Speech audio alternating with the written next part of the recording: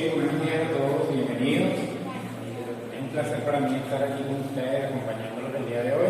Mi nombre es Daniel Peláez, yo soy economista y profesor acá de la Facultad de Ciencias Económicas y Sociales, específicamente en materias como microeconomía, macroeconomía, procesos de integración y emprendimiento. Entonces es un gusto tenerlos a ustedes acá. Veo caras conocidas, otros que no, gente que estudia conmigo. Entonces de verdad que estoy bien contento de estar acá haciendo esta conferencia del día de hoy, ¿ok?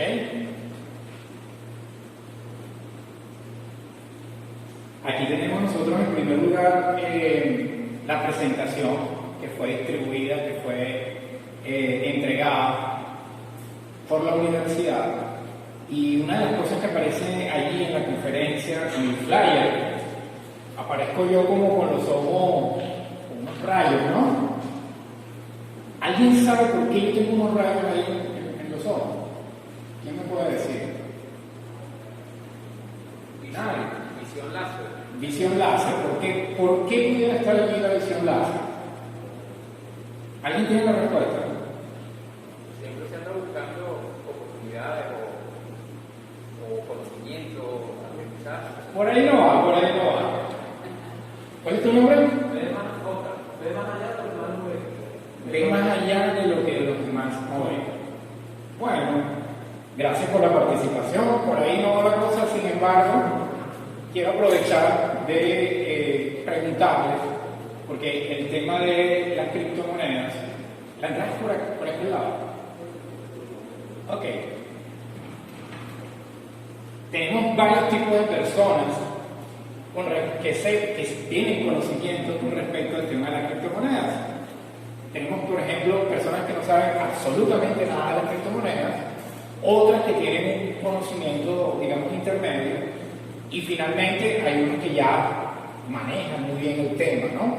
Y entonces, como yo los estoy viendo a ustedes por primera vez, a muchos por primera vez, a mí me gustaría que me levantaran la mano quién considera que no sabe casi nada o nada de las criptomonedas.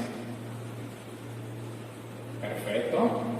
¿Quién puede levantar la mano y decirme más o menos conozco sobre criptomonedas? Muy bien, excelente, no pasa nada. ¿Y quién se considera que ya día a día ya puede manejar criptomonedas y tiene un poco más de conocimiento? Aunque uno nunca se la sabe toda, pero Correcto. siempre está aprendiendo. Ok. Yo hice una pregunta antes que llegaras. Vamos a ver si tú puedes ayudar. ¿Por qué salgo yo con los ojos láser allí? ¿Por qué sales con los ojos con láser? Ajá. Hay una proyección al futuro. Una proyección al futuro. Ok, está bien. La verdadera respuesta de por qué sale la imagen con los ojos láser es porque las personas que están en el mundo de las criptomonedas se hizo como una especie de apuesta, ¿verdad? Porque el precio del Bitcoin, que es la principal moneda, iba subiendo. El año pasado iba subiendo, se creía que iba a llegar a $100,000 cada Bitcoin.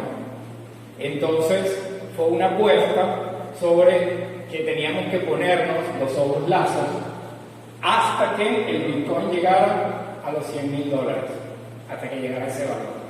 Lamentablemente eso no sucedió el año pasado, entonces tenemos que mantener la apuesta, y por eso que esa es la respuesta a la pregunta de los ojos láser. ¿Ok? Muy bien. Ahí está.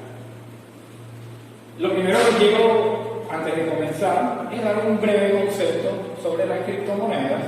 Este lo tomé de uno de mis autores favoritos. Y voy a leer un poquito y voy a ir describiendo paso a paso las cosas que se van encontrando aquí en este concepto. Y vemos que una criptomoneda viene siendo una cadena de datos computarizados que indican una unidad. O sea, una cantidad de numeración como un código, y cada uno de ellos representa una unidad. Las criptomonedas son totalmente descentralizadas y son monitoreadas por un protocolo P2P. Ya voy a explicar un poquito en detalle ese concepto. Y finalmente, bueno, la primera criptomoneda, que fue el Bitcoin, fue creada en el año 2008 por una persona que se hacía llamar Satoshi Nakamoto. Y les digo que se hacía llamar porque en realidad hay una especie de misterio en cuanto a la persona que creó esta criptomoneda, la puso a funcionar, explicó qué había que hacer y luego decidió retirarse y no se sabe nada más de él. Entonces, por eso no se sabe si era el nombre real, si era un seudónimo, y entonces allí comienza como la historia de la primera criptomoneda y del Bitcoin como tal. Pero aclarando un poquito acerca hay dos elementos aquí en este concepto que a mí me gustaría mencionar, y uno de ellos es que las criptomonedas son totalmente descentralizadas. Buenos días. Bienvenida, adelante. Ok, entonces, ¿a qué me refiero con que son descentralizadas?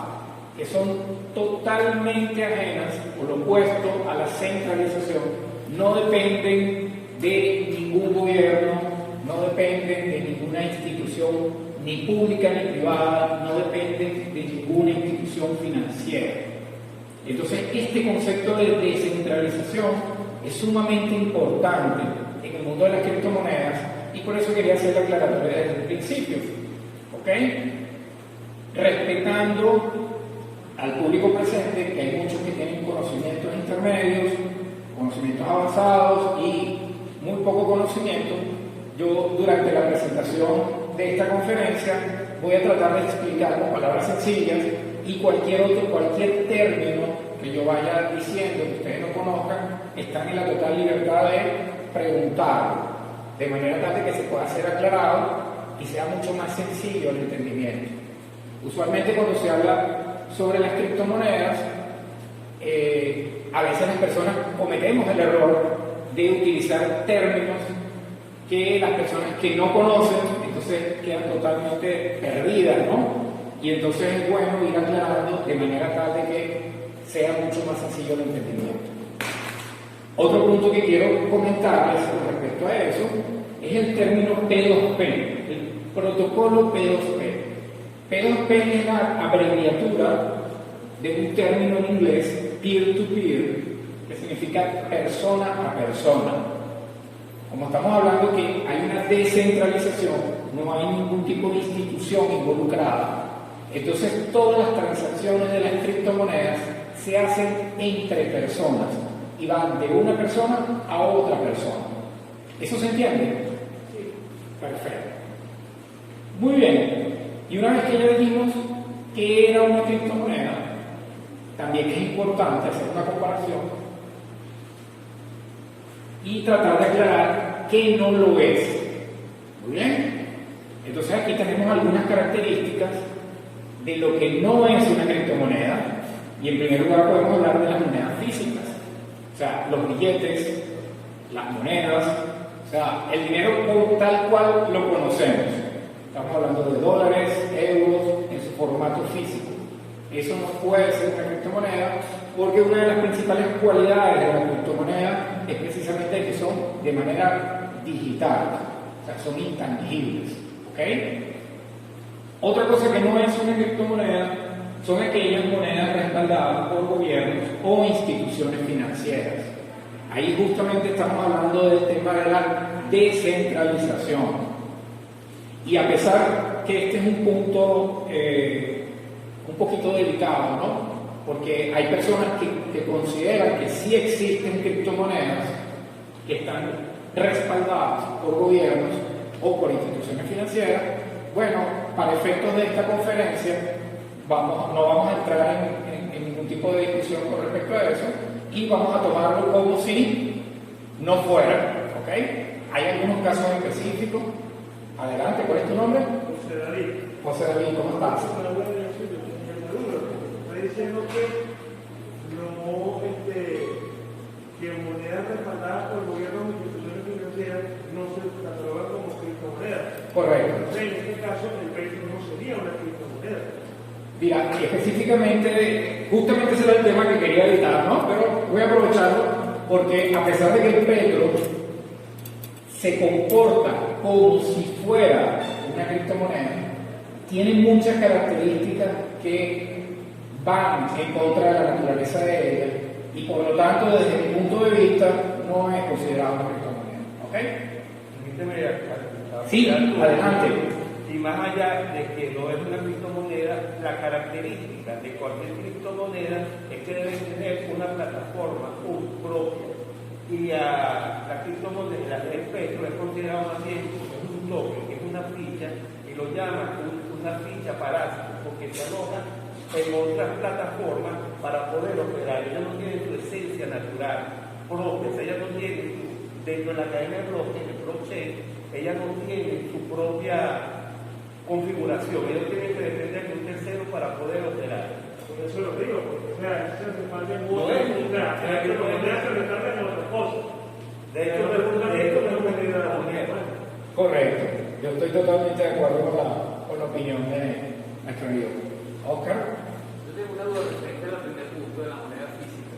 Sí. Yo he escuchado que están instalando en Caracas, incluso aquí en Margarita se van a instalar cajeros de criptomonedas. Muy Y bien. no es una moneda física que va a dispensar ese cajero. Ok. En el caso de los cajeros, fíjate cómo funciona. Sí, claro. Fíjate cómo funciona. Por ejemplo, tú puedes comprar criptomonedas, te paras frente al cajero, ¿verdad? En teoría, metes tu tarjeta de crédito o tu tarjeta de débito, en el caso de Venezuela, no sé, y entonces sacan el dinero de tu cuenta y te transfieren la criptomoneda que tú compres a una billetera externa. O sea, esos telecajeros no va a ser para dispensar dinero como tal, sino... Por supuesto, esa es una vía. La vía contraria es que tú tienes criptomonedas en tu billetera y a través del cajero tú vas a hacer una transferencia y el cajero te va a entregar a ti dinero en efectivo. O sea, que al final sí tiene de alguna manera una relación con una moneda física. Lo que tú puedes hacer, fíjate, con las criptomonedas es cambiarla por dinero físico. Ese dinero físico recibe el nombre de dinero fiat, ¿ok? Por las características que tiene. Entonces, como que ese dinero fiat pasa a ser como si fuera un producto. Entonces la gente compra y vende y cambia, intercambia criptomonedas por ese producto. Muy bien. Es una transacción de la digitalización. Es correcto. Es así. Entonces, otra característica que lo diferencia de nuestras criptomonedas son aquellas monedas que se pueden falsificar. Yo de repente recibo un billete de $50 y me voy al supermercado, hago mis compras y cuando voy a pagar, de repente la cajera me dice, mira, no te puedo recibir ese billete porque el billete es falso. Automáticamente, bueno, no me di cuenta, no sé qué pasó, no puedo comprar. En el caso de las criptomonedas, es prácticamente imposible que puedan ser falsificadas. Entonces, esto es una característica muy, muy potente, muy poderosa, que vale la pena destacar. Muy bien. Ahora, una criptomoneda no son aquellas monedas con restricciones de uso o alcance limitado. Por ejemplo, yo me encuentro en México y la moneda de uso legal en México es el dólar, el peso mexicano, ¿verdad? El peso mexicano puede utilizarse dentro del territorio de México. Tiene una limitación de tipo geográfico. Quizás yo tomo un avión para Alemania y en Alemania puedo ir a una casa de cambio y puedo intercambiar esos pesos mexicanos por la moneda local, que viene siendo el euro. Pero difícilmente yo voy a poder entrar a un supermercado en Alemania y pretender pagar con esos pesos mexicanos, porque no tiene una limitación. Esta moneda es válida, el peso mexicano es válida dentro del territorio de México. Entonces, ¿qué ocurre con las criptomonedas? Es el caso contrario, son de tipo global. Se pueden utilizar sin ningún inconveniente en cualquier parte del mundo. O sea, yo tengo un familiar en España, yo puedo enviar criptomonedas a él desde Venezuela a España y viceversa. Lo mismo ocurre con El uso, ya lo explicamos, es otra vez, no se puede comprar en algunos sitios si está fuera del alcance territorial, por ejemplo. Tenemos una característica más, que es acerca de que las monedas generan inflación porque su suministro es ilimitado. Esto en palabras simples, nosotros vemos, por ejemplo, en Estados Unidos está la Reserva Federal, que es la institución que se encarga de imprimir los dólares americanos. Ellos tienen un control de cuántos billetes hay en circulación. Pero fíjense lo que ocurrió, por ejemplo, con la pandemia. Hubo una situación puntual donde la Reserva Federal decidió imprimir miles de millones de dólares en su formato físico adicionales para poder crear planes de ayuda y de incentivo a las empresas que se vieron afectadas por el COVID. Entonces, ¿qué pasa? La cantidad de dólares se incrementó y fíjense el resultado que estamos obteniendo hoy en día. Estados Unidos, por ejemplo, este mes que acaba de culminar, ha tenido la inflación más alta en los últimos 40 años y es justamente producto de esa impresión adicional que tuvo unos pocos meses atrás, relacionado, bueno, con la situación puntual de la pandemia. Si nosotros hacemos la diferencia con las criptomonedas, vemos que las criptomonedas siempre, desde un comienzo, por lo general, tienen la cantidad limitada. O sea, se estima una cantidad y esa cantidad es justamente las que se acuñan, por llamarlo de alguna manera, y eso genera una sensación de escasez, que es lo que permite que no exista inflación con el tema de las criptos. ¿Ok? Estoy hablando en general. Hay algunos casos específicos donde en algún momento determinado del proceso de las criptomonedas pudieran generar inflación, pero es una inflación controlada, prevista y automáticamente ya se sabe las maneras y todo lo necesario para que se estabilicen nuevamente. ¿Ok? Entonces, ¿hay alguna duda con respecto a las diferencias que pueden haber entre lo que es una criptomoneda y lo que no lo es? ¿Se entendió? Sí, pero hay excepciones. Claro, hay sus excepciones. Esto es en términos generales, ¿bien? Ahora bien, aquí muchos de ustedes seguramente están presentes porque tienen la curiosidad.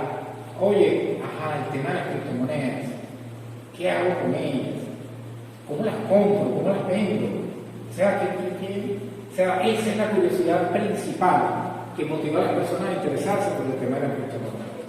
Entonces, yo aquí hice como una especie de resumen en general, cómo principalmente las personas compran y luego venden posteriormente criptomonedas. Y la primera de ellas es que, supongamos que yo no sé nada de criptomonedas, pero tengo un primo, un tío, un familiar o un gran amigo que sí lo he escuchado hablando sobre criptomonedas.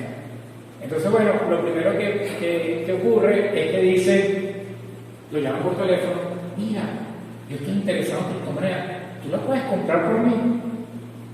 Cómprame las que las paso. O sea, se ve muy informal, pero eso ocurre, ¿ok? Eso ocurre, más de lo que uno se imagina. O sea, las personas dicen, no, dime cuánto es, yo te transfiero y tú me das la criptomoneda, sin saber cómo usarla, sin saber para qué se utilizan, etc. Si no tienen ningún familiar o ningún amigo, entonces empiezan a investigar por internet, se meten en las redes sociales y intentan y le proponen a desconocidos también lo mismo. Imagínate que tú vengas a una persona, le escribas a una persona por redes sociales que no conoces y le digas, mira, yo quiero comprar criptomonedas, véndemelas. Parece ficción, pero sucede muchísimo. Muchísimo. ¿Y qué creen ustedes que ocurre? ¿Cuál creen ustedes que sea la probabilidad del resultado de comprarle criptomonedas a un desconocido? Las estafas. Hay muchísimas estafas por desconocimiento.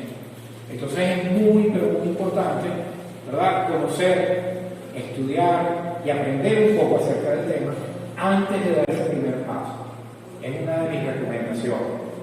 Muy bien. Vamos a saltar estas dos primeras. Hay otros métodos a través de aplicaciones o plataformas. Existen aplicaciones, voy a mencionar algunas, por ejemplo, PayPal, Payeer, Google, son aplicaciones internacionales donde tú, tocando pasos muy sencillos, puedes adquirir criptomonedas. También existen plataformas, la más común aquí en Venezuela recibe el nombre de RTM y que seguramente quizás en algún momento ustedes habrán escuchado, y a través de esa plataforma también se puede adquirir criptomonedas. Ya cuando vamos avanzando un poquito más y vamos teniendo un poquito más de conocimiento, lo podemos hacer a través de una casa de cambio. Cuando me refiero a las casas de cambio son de tipo virtual, ¿ok? Eso viene con el término en inglés exchange.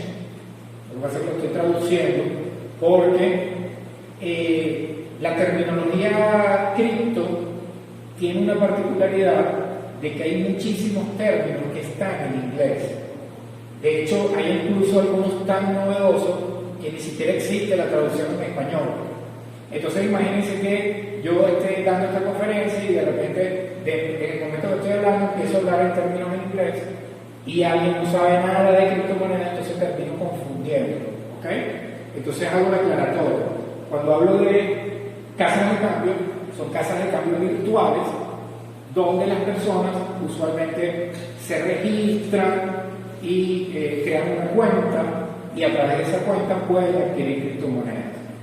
El caso más común, la casa de cambio virtual más común, es Binance o Binance, como se escribe, que seguramente en alguna oportunidad ustedes o han escuchado o tendrán oportunidad posteriormente de escuchar. Y finalmente, hay personas que ya crean sus billeteras, sus wallets, y a través de esas wallets pueden comprar y vender las criptomonedas. ¿Ok? Entonces, a rasgos generales, estas son las maneras principales con las cuales se pueden comprar y vender. ¿Vamos bien? ¿Se está escuchando bien? ¿Se está entendiendo la idea? Si tienen alguna pregunta, lo único que tienen que hacer es levantar la mano. No hay ningún problema. Ok, vamos al siguiente paso. Ya compré criptomonedas. Y ahora, ¿para qué las uso? ¿Para qué me sirven? ¿Qué hago con ellas? ¿Quién ha comprado criptomonedas acá? Varios. Ok. ¿Y alguien que le haya dado un uso? ¿Quién me puede decir? Al final. ¿Cuál es su nombre? Jonathan. Cuéntame qué has podido hacer con las criptomonedas. Bueno, de las vías que mencionaba, muchas de ellas, por ejemplo, como Bot, funcionan como billeteras de transacciones también, así como puedes cambiar criptomonedas, pero también hay uso de formas de acciones, otros temas que seguramente también en la sociedad y en la industria. Y bueno, a nivel de transacciones hay establecimientos, pocos establecimientos que establecen esa billetera como forma de pago, establecen un monto y bueno, eso obviamente tiene un cambio o digamos una tasa de lo que simboliza la criptomoneda y hace tu transacción con una moneda tal cual y compra tu producto o cambia tu producto. Perfecto, muchas gracias, Jonathan. Yo compré unos zapatos en Argentina ahorita en diciembre y pagué con criptomonedas. Excelente, muy buen ejemplo. ¿Por acá? En Playa allá puestos, donde puedes comprar por menos bros, puedes comprar por caliente, sea que vayas a comprar en criptomonedas. Fíjate que broma es uno de los ejemplos que voy a utilizar ahorita, así que muchas gracias por eso.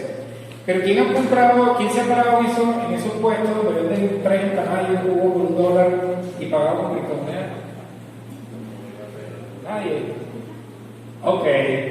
Ajá, ¿y quién ha pagado un mototaxi con una criptomoneda? Nadie. Ok. Entonces, justamente ese es el motivo por el cual yo me inspiré para dar esta conferencia. Porque lógicamente tenemos que no solamente crear la cultura de las criptomonedas, sino ver de qué manera darle uso dentro de nuestro territorio. Entonces, tomando en cuenta el ejemplo que nos dio, ¿cuál es tu nombre? Johnny. Ok, Johnny fue mi alumno, lo que pasa es que no lo reconocía por el tapabocas. Ajá, el ejemplo que da Johnny es que en Playa del Ángel hay un local de comida rápida que tú puedes pagar con criptomonedas. Ok, pero imagínate que yo vaya a ese local y de repente pida una hamburguesa y digo, voy a pagar con criptomonedas. Ok, señor, ¿con qué va a pagar? Bueno, yo voy a pagar con COVID-19. Lo primero que van a hacer, me van a echar alcohol, me van a pedir la tarjeta de vacunación y resulta que COVID-19 es una criptomoneda. ¿Quién la conoce? Existe una criptomoneda llamada COVID-19. Existen más de 100.000 criptomonedas. Entonces, son conocidas. ¿Cuánto vale una criptomoneda llamada COVID-19?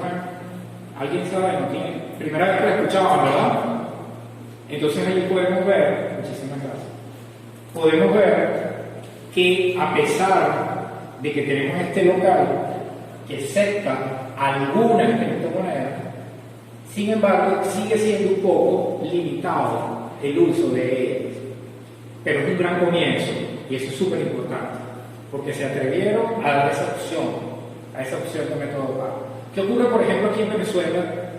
Que nos ha ocurrido muchísimo, bueno, quizás más hace unos meses que ahora, pero ¿qué pasaba cuando de repente nosotros llegábamos a un local y queríamos comprar algo que tenía un costo de $7, el equivalente a $7, y nosotros teníamos un billete de 10 y no había forma de que nos dieran vuelto?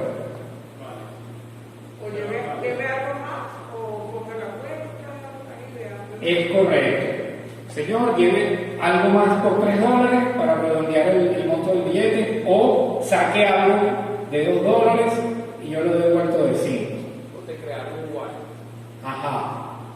¿Qué pasaría si yo, bueno, mira, no, yo pago 7 y dame el vuelto de los otros 3 de diferencia con una criptomoneda? Por ejemplo. ¿No sería más fácil esa transacción? Entonces, la mayoría de los problemas que de repente nosotros pasamos en el día a día, la solución se puede crear de manera orgánica, de manera natural. Se dice que en Venezuela la dolarización que existe es una dolarización natural, porque fue una respuesta de los mismos usuarios, de nosotros los venezolanos, que empezamos y se fue multiplicando esa tendencia hasta el punto de que ya es prácticamente una costumbre que cualquiera puede hacer transacciones con dólares dentro de nuestro país. Es correcto, ¿verdad? Lo mismo puede ocurrir, esa misma transición puede ocurrir con el tema de las criptomonedas. La única diferencia es que nosotros mismos somos los que damos la confianza. Nosotros mismos somos los que damos la posibilidad de que eso se pueda cumplir, de que eso ocurra, ¿ok? Y eso es muy importante, porque de esta manera nosotros podemos darle utilidad, uso e importancia y valor a cada una de las criptomonedas que nosotros queramos, así como lo hicimos con el dólar. El dólar surgió, el uso del dólar en Venezuela surgió a raíz de una necesidad de los venezolanos de intentar proteger nuestros bolívares, nuestros ahorros o nuestro dinero de la inflación.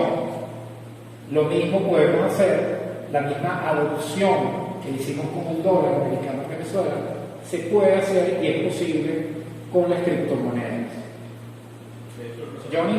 Quería contar que aparte de eso, de que estás protegiendo tu dinero, por ejemplo, en este momento el Bitcoin está con $40.000, suponiendo que recibas los ingresos como están $40.000, cuando subes $30.000, funcionó como un método de ahorro y aparte estás ganando más dinero de lo que ganas al principio, lo que tenías al principio. Entonces, cuenta de la funcionalidad que tiene la moneda. Es correcto.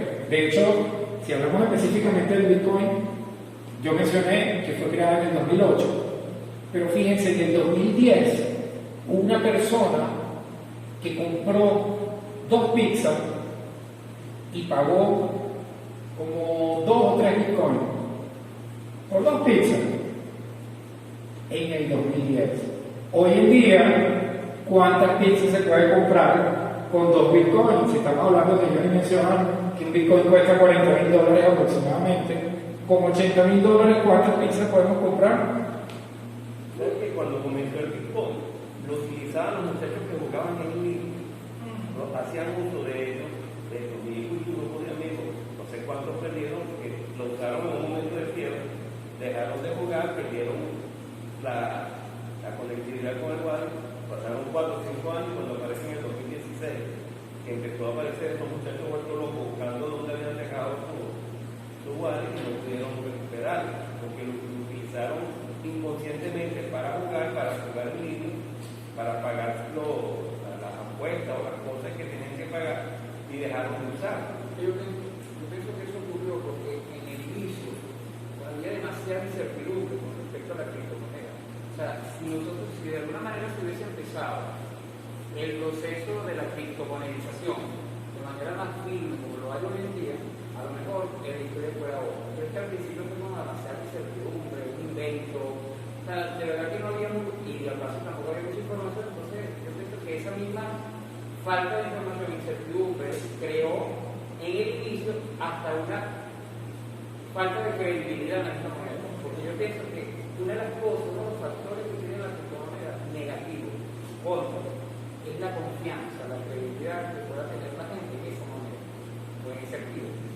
Muy bien. Johnny. Como estoy diciendo, con respecto a la confianza, toda moneda que está respaldada en la confianza. Entonces, es cuestión de cuánta confianza se le aporta a la criptomoneda como para que éste gane o pierda valor. Pues, suponiendo que el Bolívar, por ejemplo, invirtiera su confianza, que es lo que pasó, la inflación sube automáticamente. Ese es uno de los puntos claves de todo tipo de moneda a nivel natural, la confianza. Y otro elemento importante es el valor que nosotros le asignamos a las cosas. Vamos a recordar, ¿quién de ustedes se acuerda cuando no existían los billetes, las monedas y la gente hacía trueque? ¿Quién se acuerda? No creo que se acuerde, porque eso pasa muchos años. Bueno, volvimos a un tema, cuando la escasez de billetes, volvimos al tema del trueque en Venezuela, ¿no? Por un tiempito. Exacto. Pero, por ejemplo, imagínense la época de Cristóbal Colón, cuando llegó aquí a América, los indios. Entonces, ¿por qué los indios estaban dispuestos a entregar un trozo de oro por un espejo, por ejemplo? Por un tema de valor, ¿verdad? El colonizador sabía el valor que tenía el oro y el indio lo veía, el oro lo veía y no le daba tanta importancia, quizás. Esto es un ejemplo inventado en este momento. Y de repente le llamaba más la atención el espejo. Entonces, cada quien le asignaba un valor. Y en el principio del Bitcoin y en el principio de la mayoría de las criptomonedas, ese valor no se da, no se obtiene, sino por el interés de las personas en tenerlo y por la utilidad que se le puede dar. Adelante, ¿cuál es su nombre? Rosana. Lo único es que el uso de las criptomonedas tiene una gran condicionante y que para nosotros en Venezuela es una gran limitación y es el tema de la conectividad. Muy bien. El tema de conectividad, ¿ok? Y este es un punto que vamos a tocar un poquito más adelante. Se me adelantó un poquito, pero no importa. Es bien importante, ¿bien? Disculpa, para ilustrar un poco lo que tú dijiste, yo lo viví en carne propia, un viaje con una fundación que yo trabajaba, Amazon. Y entonces llevamos muchas cosas que nosotros pensamos que ellos necesitaban. Pero las indígenas se enamoraron de las camisas que nosotros entregábamos. Increíble. Llevábamos medicinas, llevábamos comida, llevábamos. Ellas lo que querían eran las camisas. La ropa, las camisas. ¿Ves? Para ellos tenían más valor y más utilidad ese artículo que otros que ustedes llevaron como opcional. Bien interesante ese ejemplo, ¿verdad que sí? Ok, entonces aquí vamos a pasar a otro punto de la conferencia y quiero hablarles un poco sobre este proyecto llamado Book Dollar, que es justamente una de las partes que aparecía dentro del flyer. Y no sé si alguno de ustedes la ha escuchado por primera vez, la ha visto, sabe algo de ella. Ni siquiera cuando la vieron en el flyer se preocuparon por investigar. Bueno, no pasó nada, no hay ningún inconveniente. El bootloader viene siendo un protocolo descentralizado, abierto, capaz de generar un token de ingresos básicos, escalables y sostenibles. Su misión principal es entregar una renta básica universal, progresiva e impulsada por las personas. Vamos a ver qué significa eso. En primer lugar, tenemos una característica importante que ya la habíamos mencionado, que es descentralizada. Esta criptomoneda fue lanzada durante la pandemia en septiembre del 2020 por una organización llamada Fundación BootDollar, que está en Reino Unido, que fue la que puso en marcha este proyecto, y una vez que ya hizo algo similar a lo que hizo Satoshi Nakamoto, la pusieron a funcionar y luego la entregaron a los usuarios para que ellos a partir de ahora se hagan cargo del futuro de esta criptomoneda. Entonces, por eso mencionamos que está relacionada con e impulsada por las personas. Básicamente, ellos se relacionan con un término bien importante que es la renta básica universal. Yo, por ejemplo, no sé si tengo alguno de mis alumnos de emprendimiento acá. Ok, Astrid, sí, allá, Oriana, ¿cómo estás? Yo les comento a ellos en clase que cuando hablamos de la renta básica universal, yo les hablo en emprendimiento. Yo les comento que cuando uno tiene una idea, de repente la idea puede ser muy buena, puede ser muy interesante, pero si no existe la tecnología, no es el momento apropiado para lanzar esa idea, seguramente puede llegar a fracasar. ¿Ok? Entonces, esa idea sencillamente lo que hay es que seguirla atesorando, seguirla dándole forma hasta que llegue el momento apropiado para poder lanzarlo. El concepto de renta básica universal no es un concepto nuevo, tiene cientos de años y en ningún caso ha podido funcionar de manera correcta. Y este concepto de renta básica universal lo que trata es, vamos a imaginarnos, cuando una persona llega a los 65 años o llega a su etapa de jubilación, que necesita retirarse de su trabajo. No estoy hablando del caso de Venezuela, estoy hablando en general. Esa persona recibe una cantidad de dinero, que es su pensión, por concepto, de sus años de trabajo. ¿Qué sucede con el caso de la renta básica universal? Vamos a imaginarnos una persona que no tenga que llegar a los 65 años para recibir esa renta, que puede ser mes a mes, que le permita poder complementar sus ingresos, poder complementar sus fuentes de trabajo, de manera tal de que le sirva para tener una mejor calidad de vida. ¿Y cuál viene siendo el requisito de eso? No, sencillamente, no sé, respirar, estar vivo. Imagínense que eso pudiera ocurrir. Eso se ha tratado de implementar, no ha sido posible. Actualmente, por ejemplo, el gobierno de Canadá, ellos le entregan una renta básica universal a todos los ciudadanos canadienses de aproximadamente unos $200 canadienses al mes, que complementan el trabajo de cada uno de ellos para que ellos tengan una mejor calidad de vida. Por ejemplo, en el caso en la época de pandemia, el gobierno de Chile entregó algo muy similar llamado el IFE, que es el ingreso familiar de emergencia, que le entregaba cierta cantidad mensual, pero esta vez era por familia, para poder paliar de alguna manera la falta de trabajo, la pérdida de poder adquisitivo de las familias chilenas, y se hizo por un periodo de tiempo bien corto. Perú también lo hizo. Entonces, se ha intentado implementar y no ha sido con tanto éxito. Desde mi punto de vista, porque no existía todavía el método apropiado para hacerlo. Ahora, con la inclusión de las criptomonedas, este término de la renta básica universal ahora es posible, y justamente eso es lo que forma la base de este proyecto de $1. Ya expliqué lo que es la renta básica universal. Sin embargo, fíjense cómo funciona con $1. Las personas pueden crear una billetera y pueden todos los días recibir los tokens, la moneda $1, de manera gratuita, y esa es la que va a formar parte de la renta básica universal.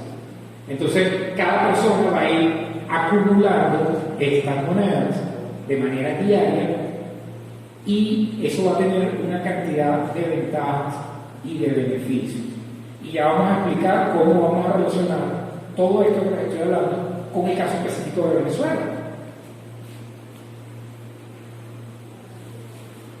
Aquí, para respaldar y reforzar un poco el tema de la renta básica universal, quiero dejar algunos datos interesantes.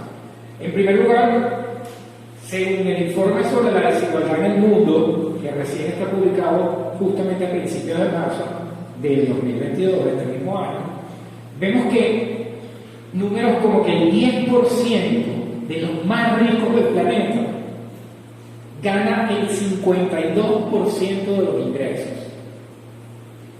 Solamente el 10% más rico se lleva el 52% de todos los ingresos. Mientras que el 50% más pobre se lleva a casa un 8% de los ingresos. ¿Eso les parece justo? ¿Les parece equitativo? ¿No? ¿Sí? No, ¿verdad? Ok. Bueno, sigamos mirando números y vemos que la mitad más pobre solamente recibe el 2% de la riqueza generada en todo el planeta. Es alarmante, ¿no? Mientras que el 10% superior recibe el 75% de esos mismos ingresos. O sea, aquí estamos viendo cifras reales que demuestran que existe una gran desigualdad en el mundo, ¿no? Por su parte, el Banco Mundial, esto sí es una cifra un poquito, no está tan actualizada, pero vemos que en el año 2018 se determinó que 1.700 millones de adultos en el planeta no poseen una cuenta bancaria. Para nosotros es algo como más natural, ¿no? A veces, ¿quién tiene más una cuenta bancaria aquí en Venezuela? Ok, nosotros no formamos parte de ese 1.700.000, pero la realidad es que si estamos hablando que actualmente en el planeta hay ¿cuántos? 7.000, 8.000 millones de habitantes, y casi 2.000 millones de habitantes no tienen una cuenta, estamos hablando de adultos. Entonces esto es algo que tenemos que reflexionar. Sin embargo, de esos 1.700 millones de adultos que no tienen banco, hay 1.000 de ellos que sí tienen teléfono celular. Nosotros podemos ver eso aquí. ¿Ustedes conocen a alguien aquí en Venezuela que no tenga una cuenta en el banco? Sí, cómo no. Sí es posible, ¿verdad? Sí, cómo no. Ajá. ¿Conocen a alguien que no tenga teléfono celular? También. Es posible, pero quizás un poco por idiosincrasia en Venezuela hay una alta probabilidad de que a lo mejor mis ingresos no son muy buenos, pero sí tengo mi teléfono celular. Eso pasa, ¿verdad? Ok, y fíjense, de esos 1.000 millones que tienen teléfonos móviles, 500 millones de ellos sí tienen conectividad, tienen acceso a Internet. Y entonces, ¿qué pasa aquí en Venezuela? ¿Cuál es la situación de Venezuela? Si nosotros vemos la definición de riqueza, de pobreza, mejor dicho, a nivel mundial, una persona es considerada pobre si gana menos de $10 al día. ¿Ustedes conocen a alguien que gane menos de $10 al día? Lo conocen muy bien. Lo ven en el espejo todos los días. Ok. Ahora vamos un poquito más allá.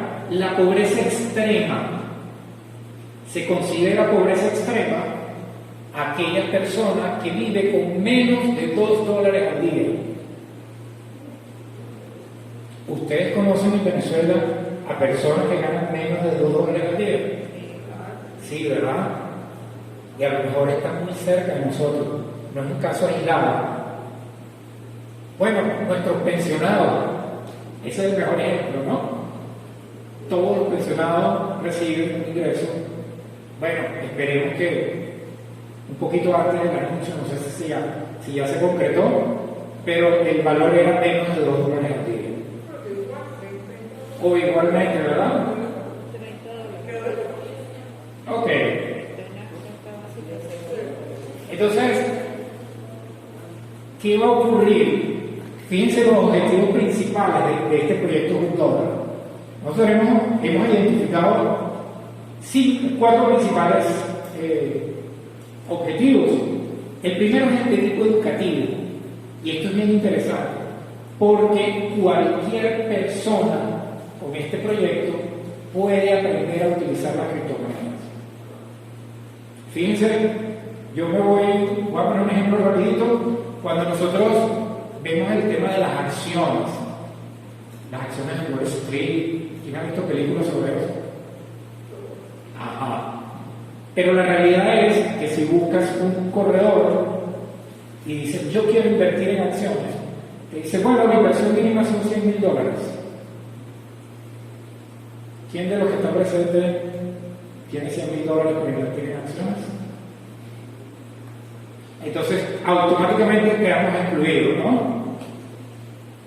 Entonces, hay un tema de ingresos que nos permite, o que no nos permite, mejor dicho, estar presentes en el mundo de las acciones e incluso en el mundo de las criptomonedas.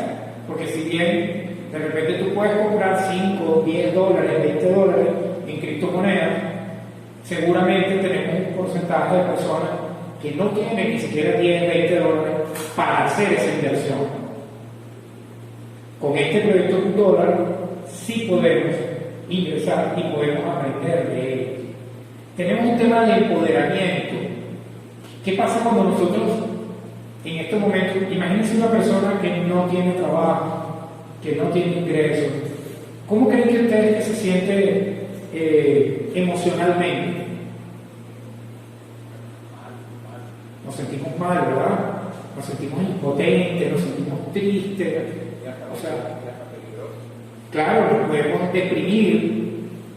Ajá. ¿Y qué pasa entonces? Vamos al lado contrario. Ok, de repente no tengo muchos ingresos, de repente estoy buscando, hago lo posible por sobrevivir, pero tengo una posibilidad de recibir, de generar de manera diaria, a través de la renta básica universal, criptomonedas. Entonces, eso me puede ayudar a cambiar mi estado anímico, me puede ayudar de alguna manera a empoderarme, porque yo después con esas criptomonedas, si le consigo uso, puedo empezar a generar ingresos. Entonces me va abriendo una puerta. Tenemos una característica de una mayor participación, porque cualquier persona puede recibir a través de este proyecto criptomonedas reales y gratis, ya que no necesita necesariamente dinero para invertir y estar presentes. Aquí hay un punto importante, que es esta palabrita, gratis. Yo como economista, nosotros los economistas, hay una frase célebre de Milton Friedman, que está en inglés, pero la traducción es: no existe, en economía no existen almuerzos gratis. O dicho, El stock free lunch. correcto, correcto, dicho en palabras coloquiales, nada es gratis en esta vida. ¿La has escuchado? Entonces cuando alguien te dice gratis, como que uno se le activan las alarmas, ¿no? Ya va, ¿dónde está la trampa aquí? ¿Qué va a pasar? La letra chiquita. ¿Dónde está la letra chiquita? Correcto. Bien, ya vamos a hablar del tema gratis, ¿bien? Y por último, fíjense, si estábamos hablando de la diferencia que existe entre los ricos y los pobres, la brecha que hay entre cada uno de ellos, si cualquier persona puede participar en el programa de renta básica universal y puede recibir los tokens sin necesidad de saber cuáles son tus ingresos, cuál es tu raza, cuál es tu nacionalidad, entonces aquí estamos de alguna manera logrando el objetivo de la inclusión, donde cualquiera puede unirse y puede ayudar a construir esta economía digital de manera más inclusiva. ¿Se entiende un poquito la idea? Esto era para reforzar lo que es el concepto de la renta básica universal. ¿Alguien tiene una duda hasta este momento? Suena retórica, pero más adelante. Bueno, perfecto. Ok, vamos a seguir avanzando rápidamente. Y aquí vienen unas preguntas que yo me hice al momento de preparar esta presentación. Y es acerca de justamente cómo voy a relacionar este caso del dólar con la implementación de las criptomonedas en Venezuela. ¿Cómo puedo darle yo valor a una criptomoneda sin valor o con un valor muy pequeñito? Fíjense, cuando hablamos de Bitcoin, decíamos que en la actualidad un Bitcoin cuesta $40,000. ¿Por qué? Porque es la principal criptomoneda, porque tiene aceptación, porque tiene utilidad, porque la gente le da uso. Pero hoy en día, en el caso de $1, un token de $1 tiene un valor de 0,0002. Ni siquiera llega a un centavo de dólar. Entonces tiene un valor muy pequeñito. ¿Cómo podemos hacer para darle valor? Vamos a reflexionar rápidamente en esa pregunta. ¿Cómo darle uso a una criptomoneda que nadie o casi nadie usa? Tenemos otra interrogante. ¿Cómo hacer que más personas conozcan este proyecto $1 y cómo conectar entre sí a las personas que actualmente sí la tienen? Adelante. El white paper de esta moneda, ¿de qué fecha es? Del 2020. O sea, tiene 2 años apenas. Sí, correcto. Ok. Ajá, adelante. En el caso de los objetivos, hay el primer punto, la educación, y el otro es la difusión, para que se pueda cambiar la cultura. Nosotros tenemos una cultura que no está pasada con el tema de la cultura. Correcto. Para los que están atrás y no pudieron escuchar, habla sobre un punto importante que es como la cultura. Si la gente no está acostumbrada a usarlo, entonces eso pudiera ser una limitante. ¿Ok? Fíjense un ejemplo que yo tengo. Yo este trimestre a mis alumnos de emprendimiento, que son que los tengo como prueba piloto, nosotros creamos una especie de microeconomía dentro del salón de clases, donde cada uno al comenzar el trimestre creó su billetera de $1. Todos los días ellos van recibiendo estos tokens de manera gratuita a través del proyecto de la renta básica universal. Entonces, cada actividad que nosotros realizamos en el salón de clase, por ejemplo, nosotros hacemos clases en vivo a través de la plataforma de Google Meet. Entonces, el alumno que entra a clases, una vez finalizada la clase, recibe una recompensa del profesor que le entrega $1 adicionales. Si ellos entregan los trabajos, hacen los exámenes, solicitan esa recompensa y van acumulando más $1. Ahora bien, el alumno que no entra a clase le tiene que pagar una multa al profesor en $1. Si entregan el trabajo tarde o si no lo entregan, también tienen que darle. Y ojo, esto es algo con fines didácticos, ¿ok?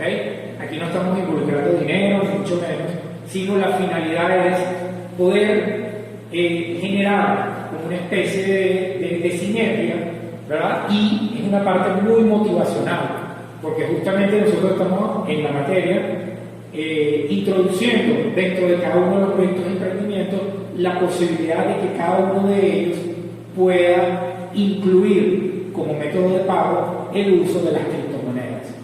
Entonces, lógicamente, para poder hacer eso tenemos que de alguna manera introducir ese concepto de las criptomonedas, y la mejor manera de darle uso es a través de este microproyecto de Good Dollar. Y bueno, no sé si aquí tengo por ejemplo a Astrid.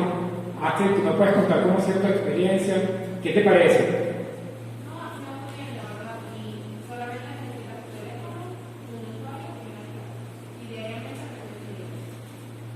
Perfecto, muchísimas gracias.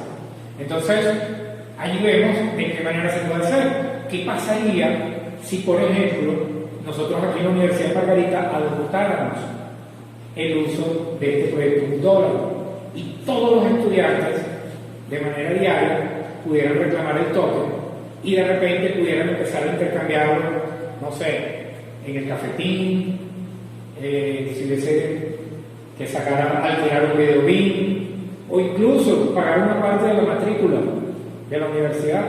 O sea, todo eso es posible. Lo que hay que hacer es encontrar una manera de implementarlo a nuestro día a día.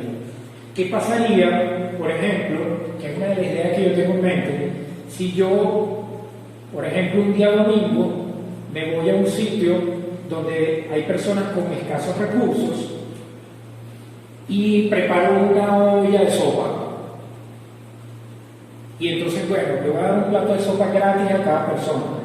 Bueno, gratis no, que me paguen $1. Algo simbólico. Entonces la persona, toda la semana, lo que hace es que va reclamando los tokens de manera diaria, va acumulando cierta cantidad y ya sabe que el día domingo puede pagar con eso. ¿Ok? ¿Qué pasaría si lo pudiéramos hacer de esa manera? Es decir, contablemente, administrativamente, ¿cómo se hace? Funciona por lo menos si la universidad puede cambiar de manera acumulada para pagar por lo menos la universidad. Correcto. Contablemente, ¿cómo reflejan eso administrativamente? ¿Cómo lo manejan? Que tiene la universidad que rendir realmente sus ingresos, sus egresos. Eso es bien, bien interesante. Yo tengo aquí una alumna, Villanis, y de mí estoy en una materia relacionada justamente con la parte contable de las criptomonedas, ¿no? ¿Qué nombre tiene la materia? Contabilidad de criptomonedas. Ya existe de tipo contable una manera, un método para poder reflejarlo, ya que dentro de las cosas aquí en nuestro país, las leyes, ya existe la posibilidad. ¿Y vas a terminar de decir algo?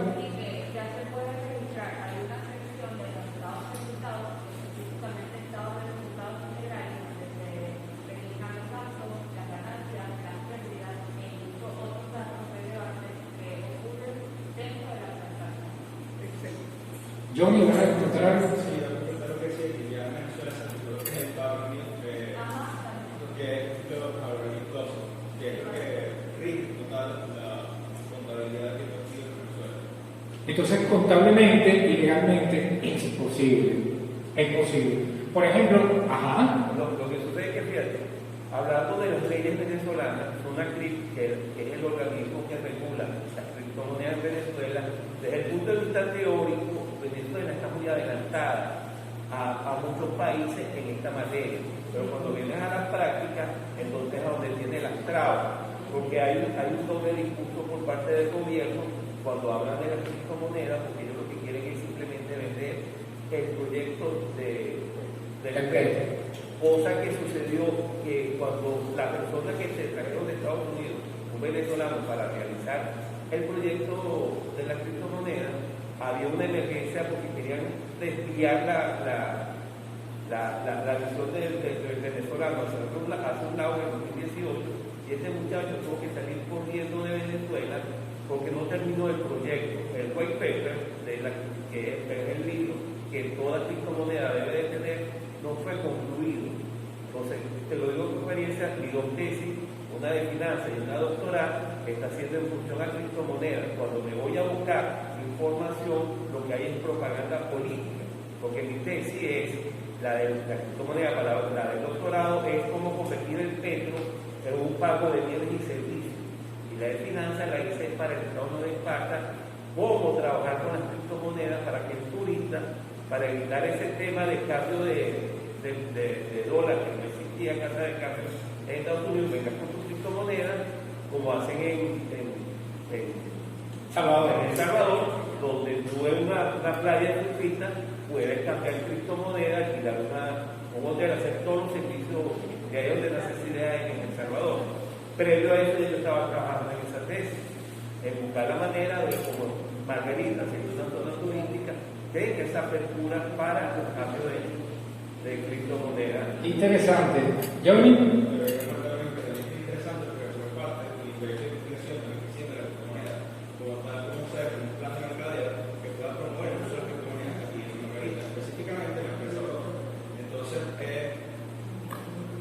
complicado, pero cada vez que intentas buscar, si consigues información, consigues páginas de gobierno, consigues publicidad política.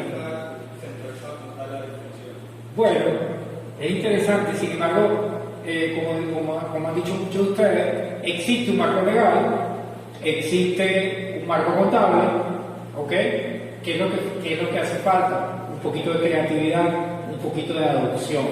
Por ejemplo, yo para poder introducir esta criptomoneda, $1, fíjense lo que a mí se me ocurrió. Yo veía que muchas personas, de hecho Venezuela está entre los 12 países que más utilizan $1, a pesar de que aquí nadie en esta sala lo conoce. Pero fíjense qué interesante. La gente está todos los días reclamando el token, generando, acumulando esta criptomoneda, pero no saben qué utilizarlo. Entonces, como en este momento tiene un valor muy, muy pequeño, ¿vale? 0,0002, yo dije, bueno, yo quiero generar más $1 sin necesidad de estar esperando todos los días el token, el pago de la renta básica universal. Entonces, ¿sabes lo que decidí? Yo dije, bueno, voy a empezar a hacer recargas telefónicas a cambio de $1. Es decir, el que quiera, necesite una recarga, la recarga mínima es de 5 bolívares, ¿no? Para Movistar y Movilnet, es de 4 bolívares para Movistar y Digital, 5 bolívares, y Movilnet la recarga mínima son 4. Entonces yo empecé a través de mi cuenta de Twitter, bueno, el que quiera recarga, págame $1. Y eso automáticamente fue un boom. De repente empezó la persona, mira, yo quiero una recarga, yo quiero una recarga, yo quiero una recarga. Y de repente yo empecé a recibir $1. Y fue algo genial. Y ahí me di cuenta de que había muchas personas que estaban acumulando el token y no sabían qué hacer con él. Entonces, de eso se trata esta conferencia.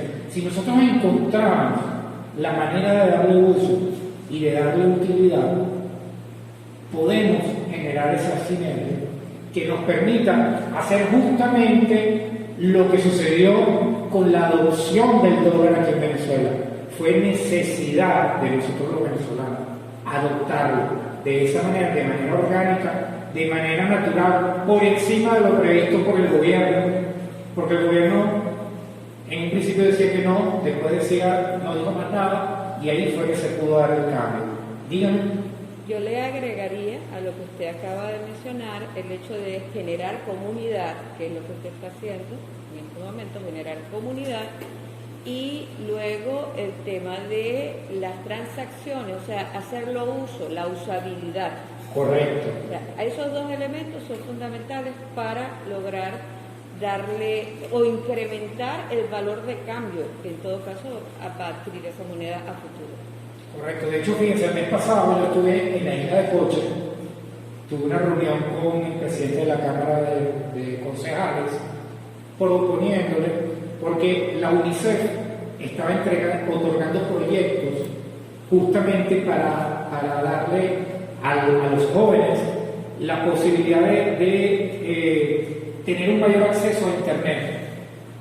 Entonces, la reunión que yo tuve en Coche, precisamente, mira, ¿qué pudiéramos hacer acá para crear un proyecto donde pudiéramos aumentar el acceso a Internet y que se pudiera crear una comunidad y darle uso a una criptomoneda, que puede ser un dólar o puede ser cualquier criptomoneda, de manera tal de que los jóvenes tengan acceso a este tipo de tecnología? Siendo profesor aquí de UNIMAR durante ya 3 años, es primera vez que estoy dando una conferencia y espero que no sea la primera y la única. Estoy a la orden para lo que ustedes necesiten. En el flyer está mis datos, mi correo electrónico, cualquier cosa también que necesiten. Si de verdad les interesa ver de qué manera podemos adoptar un proyecto como Fundora, con muchísimo gusto, estoy encantado de poder ayudarlos, después generar ideas, escuchar ideas, porque eso es muy importante.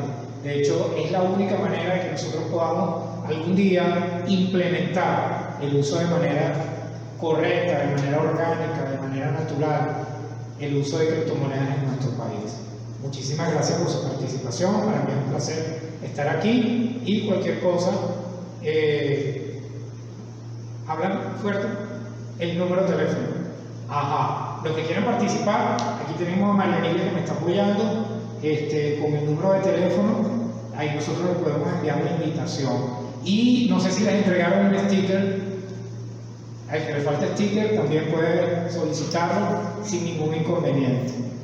Que tengan una excelente mañana. Muchas gracias.